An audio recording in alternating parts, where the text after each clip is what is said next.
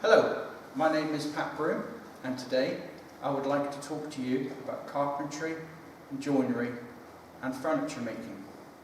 At Petroc, we offer a range of City and Guilds courses within construction.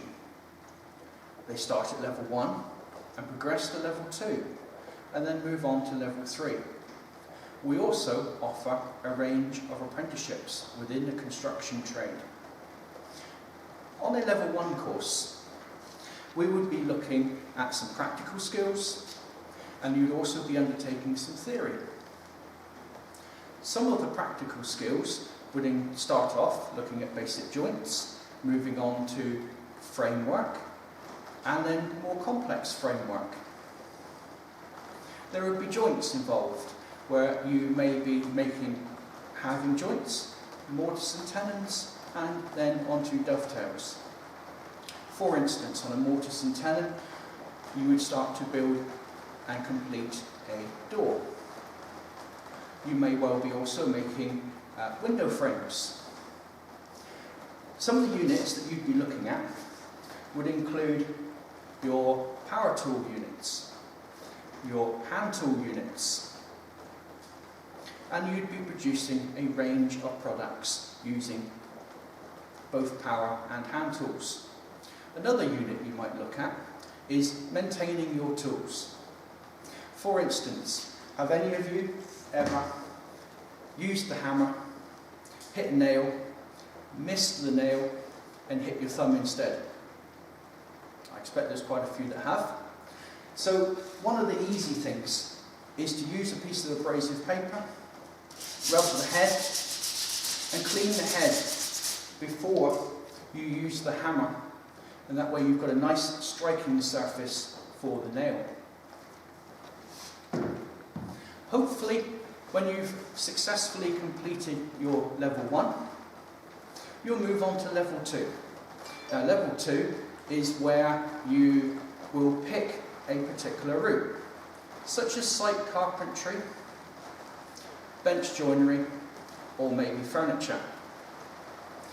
For the carpentry side, you'll be looking at putting in floor joists, floor coverings, stud work, door linings, hanging doors, and roofing, such as this one. You may decide to go along the joinery route, where you'd be looking at making doors and windows and staircases, potentially for the site carpenter to fit. You may also be interested in furniture making.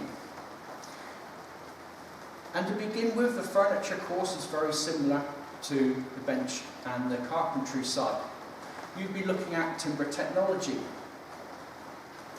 You'd be looking at the structure of the joints and why we use certain things.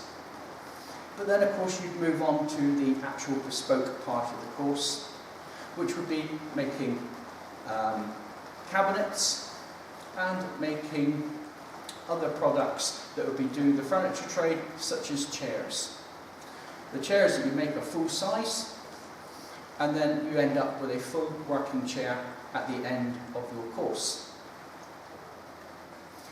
Like I said, we also offer apprenticeships. And you may wish to start as an apprentice, in which case you would have an employer.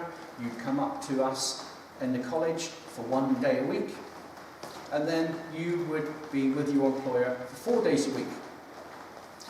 You have 2 years to learn various parts of the trade that you're learning, such as carpentry, joinery, or furniture making.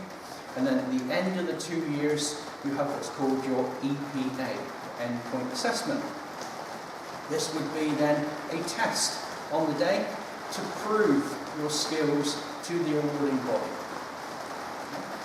You may not have an employer to start with, in which case you would start off as a full-time student, and then you may switch over to being an apprentice through your full-time program.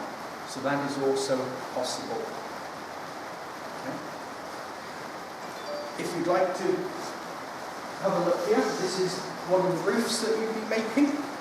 Okay, a structure following the guidelines and the building regulations of planning, spacing and construction of a roof, which also includes your barge board, your fascia boards. Over this side, we have a range of stud-work. The students get given a size, and you will be constructing your stud-work to a given size. You'll be making the stud-work here, the noggins, putting in the door linings, and hanging the doors. Okay. Hopefully that has explained a little about the construction trade and the carpentry, and that you can undertake at Petroc, so carpentry, joinery or furniture making. Thank you.